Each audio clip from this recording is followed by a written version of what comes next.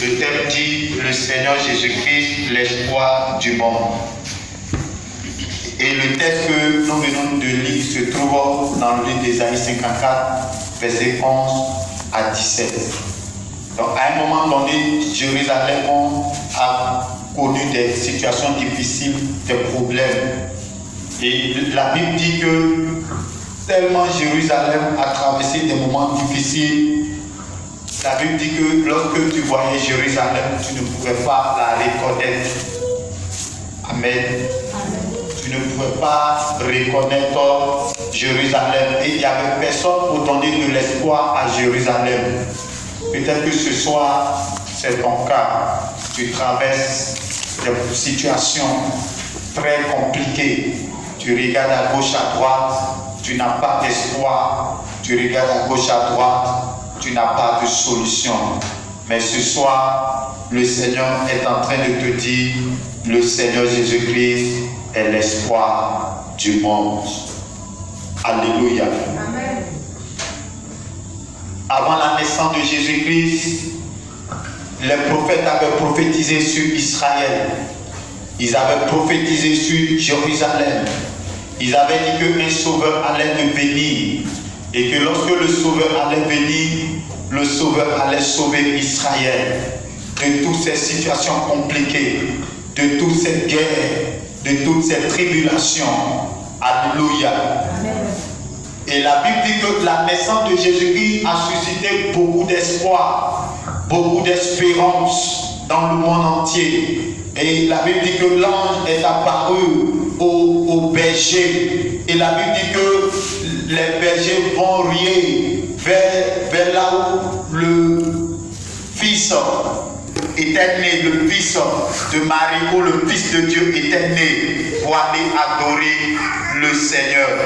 Parce que le Seigneur leur avait dit par la bouche de l'ange que cet enfant qui venait de naître allait donner de l'espoir à tout le monde entier. Alléluia. Amen.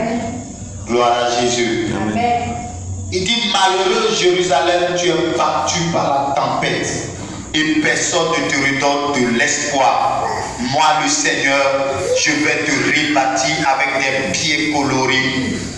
Tes fondations seront en pierre précieuse bleue.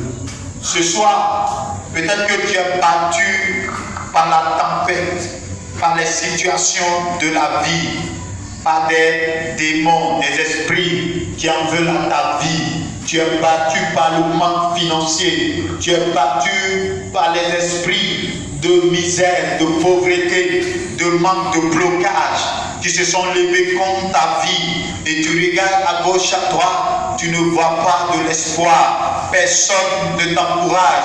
Au contraire, ceux sur qui tu comptais t'ont tourné le dos. Et tu n'as personne pour relever, pour fortifier ta foi. Et cela était de même pour Jérusalem. Jérusalem était ballottée. Jérusalem était frappée. Parce que Jérusalem avait péché contre son Dieu. Jérusalem avait désobéi à l'Éternel. Peut-être que ce soir c'est ton cas. Tu as désobéi aux lois de Dieu. Tu as désobéi aux principes de Dieu. Oui, Dieu t'avait parlé, tu n'avais pas écouté. Et aujourd'hui, tu es en train de traverser des moments de turbulence, des moments difficiles, compliqués. Et tu te demandes, tu te dis, mais si hier j'avais écouté pendant que l'Éternel est en train de me parler, peut-être qu'aujourd'hui, cette situation que je traverse, je n'allais pas la traverser. Peut-être que la maladie que je traverse présentement, je n'allais pas traverser cette maladie. Alléluia. Ce soir, j'ai une bonne nouvelle pour toi. Et la bonne nouvelle, c'est que le Seigneur Jésus-Christ est l'espoir de ta vie. Le Seigneur Jésus-Christ, ce soir, vient pour te dire que tu as encore de l'espoir. Parce que lui, il est là et il a payé le prix pour toi. Le prix pour tes péchés. Le prix pour ta situation.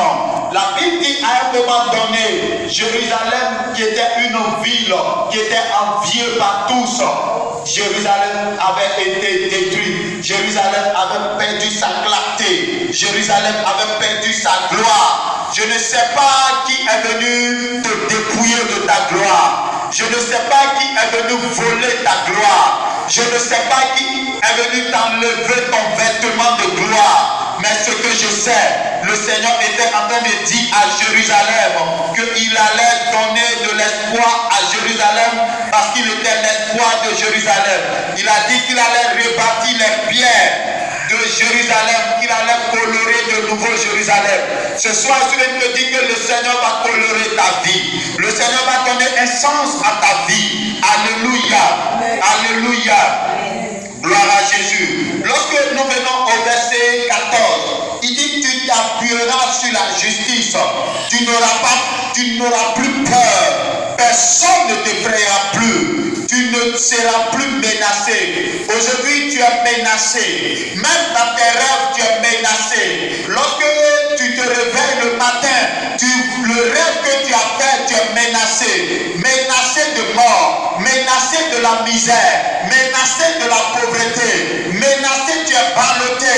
Et lorsque tu es là, tu es inquiet, tu es stressé. Tu n'as plus de foi. Ta foi affaiblie. Mais ce soir, le Seigneur vient toucher ta foi ce soir, vient rebâtir ta foi ce soir. Alléluia. Le Seigneur ce soir est en train de te dire que c'est sur lui que tu dois compter. Tu dois lui faire confiance parce qu'il est le Dieu qui donne de l'espoir à ceux qui n'ont pas de l'espoir. Peut-être que tu es abandonné de tous.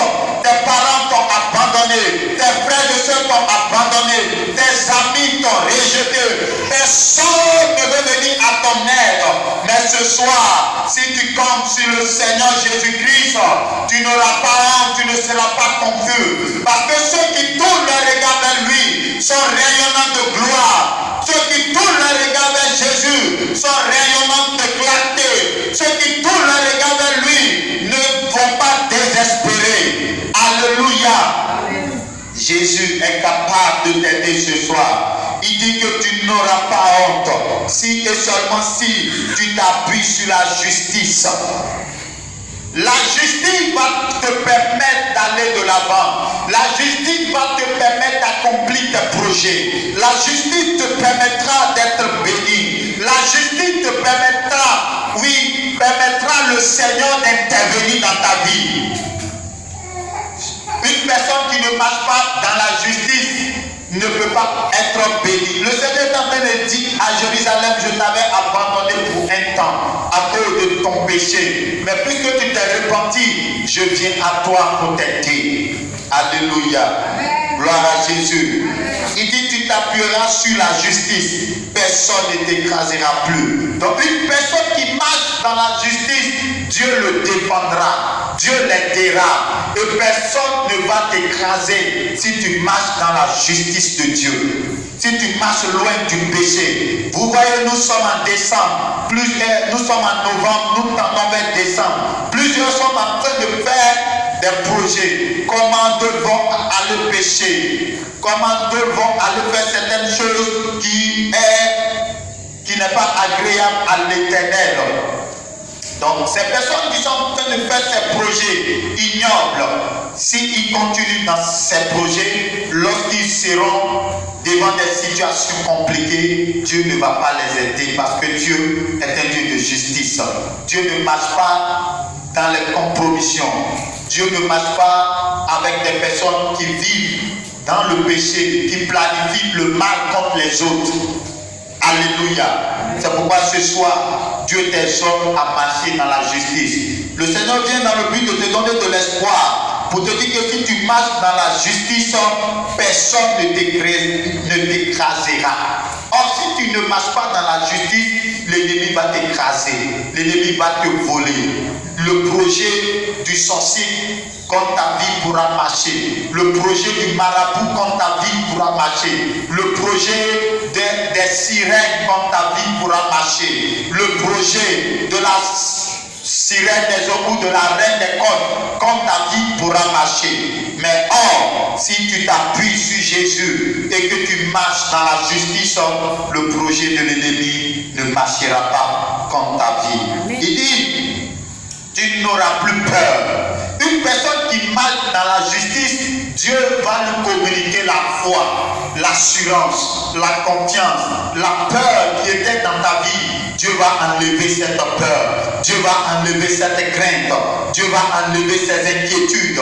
Ce soir, si seulement si tu veux marcher dans la justice, que la peur te quitte, que l'inquiétude te quitte, que le doute te quitte, au nom puissant de Jésus-Christ.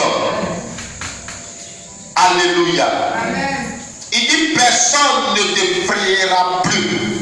Tu ne seras plus menacé. Je ne sais pas qui te menace, mais si tu marches dans la justice, Dieu va menacer tes ennemis. Dieu va menacer ceux qui menacent ton âme. Dieu va menacer ceux qui te veulent du mal. Dieu va les menacer. Ceux qui veulent que tu aies honte, ceux qui veulent que tu sois humilié, Dieu va les menacer et la honte va retomber sur eux. Alléluia. Amen. Gloire à Jésus. Amen. Si on vient t'attaquer, je n'y serai pour rien. Dieu est en train de te dire que si on vient t'attaquer, il ne sera pour rien. Alléluia. Amen. Ce soir, Dieu, le Seigneur, est en train de te dire qu'il est ton espoir. Ton espoir, ce n'est pas un homme. Ton espoir, c'est le Seigneur. Ton espoir n'est pas ton frère. Ton espoir n'est pas ta soeur. Mais ton espoir, c'est Jésus-Christ. Je ne sais pas quel est le fardeau pour lequel tu es entré ici. Mais ma prière pour toi, c'est que le Seigneur te décharge de ce fardeau au nom de Jésus-Christ. Lorsque tu es rentré, tu étais rentré avec une crainte, tu étais rentré avec une peur, que cette peur te quitte, que cette crainte te quitte, que cette inquiétude te quitte, que cette pression te libère au nom puissant de Jésus-Christ. Parce que le Seigneur dit, si quelqu'un vient t'attaquer, il n'y est pour rien. Parce que Dieu ne peut pas se lever pour t'attaquer parce que tu es son enfant. Dieu ne peut pas détruire ta vie parce que tu es son enfant. Il dit, si quelqu'un vient t'attaquer, il n'y est pour rien. Et il te dit, celui qui t'attaquera tombera devant toi. Pendant ces temps où nous sommes, l'ennemi cherche à attaquer ta vie. L'ennemi cherche à détruire ta vie. Et ils ont envoyé des personnes spéciales dans le but de te faire du mal. Mais ce soir, je déclare que ces personnes tombent au-devant de toi. Amen. Au nom puissant de Jésus-Christ. Alléluia. Que ces personnes tombent. Que ces personnes fassent ton marchepied. Que ces méchants, ces démons qui ont été libérés depuis les eaux, depuis l'enfer, depuis la forêt. Que ces démons maintenant soient ton marchepied. Au nom de Jésus-Christ. Tout esprit qui a été invoqué, oui, depuis le premier ciel, le deuxième ciel, depuis le séjour des morts, que ces esprits tombent devant de toi, au nom puissant de Jésus-Christ. Alléluia. Et le Seigneur te dit au verset 7 que c'est lui qui a créé le forgeron qui souffle le feu et qui fabrique des armes. Donc c'est lui aussi qui a créé également celui qui est capable de détruire ces âmes-là. Alléluia. Et il te dit au verset 17, il dit, aucune âme faite pour t'attaquer ne peut te faire de mal. Ça veut dire, l'ennemi va essayer peut-être de t'attaquer. Mais Dieu te rassure pour te dire que l'âme qui va prendre pour t'attaquer là, ça ne pourra pas te faire du mal. Pourquoi? Parce que Jésus-Christ, qui est l'espoir de ta vie, va neutraliser ce mal au nom de Jésus. Amen. Alléluia. Amen. Il dit, aucune âme faite pour t'attaquer ne peut te faire de mal. Et si quelqu'un veut t'accuser au tribunal, tu pourras prouver qu'il a tort. Dans Louis II, on dit, toute langue qui se lèveront contre toi, tu la condamneras. Donc ce soir, toute langue qui s'est levée contre toi, tu dois la condamner. Amen. Tout ce qui est en train de te dire, elle sera humiliée. Il sera humilié. Il va mourir. Il sera détruit. Elle sera détruite. Nous allons détruire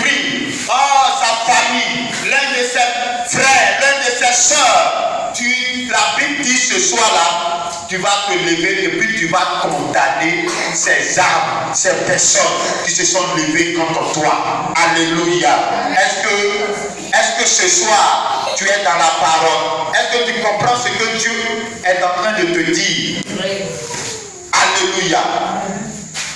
Quiconque depuis le monde des ténèbres s'est levé dans le but d'envoyer des esprits de famille, pour envoyer des personnes dans le but de détruire ta vie, ta destinée. Parce qu'aujourd'hui, il y a des personnes qui peuvent venir au-devant de toi. Tu vas penser que ce sont de bonnes personnes, mais ces personnes viennent dans le but de détruire ta destinée parce qu'ils ont été envoyés par les esprits de famille. Ce soir, tu vas dire non à toutes ces choses. Toute programmation de mort, programmation de peur, tu es là, ton cœur se coupe. Ton cœur se coupe parce que dans le monde spirituel, il y a quelqu'un qui appelle ton nom. Ce soir, tu vas dire non, que tous ceux qui se sont levés contre toi doivent tomber au devant de ta face. Alléluia. Amen. Alléluia. Amen. Le Seigneur Jésus-Christ est l'espoir du monde. C'est pourquoi tous ceux qui se tournent vers lui sont rayonnants de joie. La Bible dit quiconque invoquera le nom du Seigneur sera sauvé. Et ce soir, nous allons invoquer le nom de l'Éternel dans nos situations de vie, dans notre vie, dans nos familles. Et nous allons demander au Seigneur d'intervenir. Alléluia. Amen. Gloire à Jésus. Amen. Est-ce que tu peux acclamer Jésus? On va se tenir debout.